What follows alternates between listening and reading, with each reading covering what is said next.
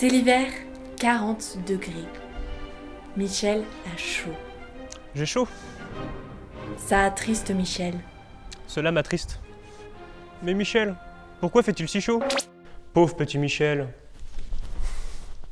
Le réchauffement climatique, c'est en plein dans l'actu. Mais savez-vous vraiment ce que c'est? Déjà, il y a les gaz à effet de serre. Ils servent à retenir la chaleur dans notre atmosphère et à nous garder une température ambiante d'environ 15 degrés. C'est ce qui nous permet de vivre.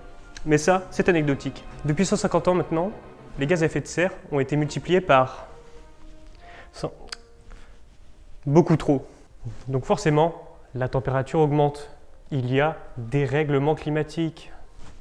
Et là, vous vous demandez, mais pourquoi?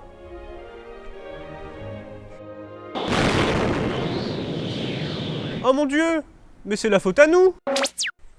Et oui, avec les transports, les industries, l'agriculture et la déforestation, mais pas seulement, il y a des conséquences. Depuis 50 ans, le niveau des océans a augmenté de 10 cm. Et il est possible que d'ici 100 ans, le niveau de la mer augmente de 1 mètre. Vous vous rendez compte?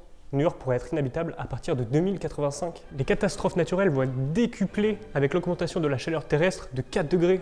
Vous sortez la petite chemise hawaïenne et vous vous dites « Waouh, il fera plus chaud, c'est cool !» Eh bien non, car en Europe, on alternera entre un froid polaire et une chaleur caniculaire en quelques semaines. Et ne parlons pas des animaux. Une espèce sur 6 pourrait s'éteindre.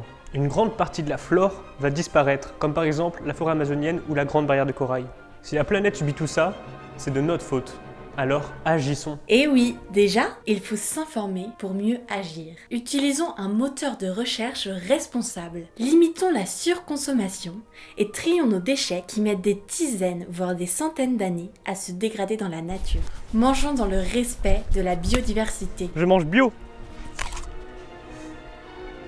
Et surtout, aimons la nature. J'aime les arbres.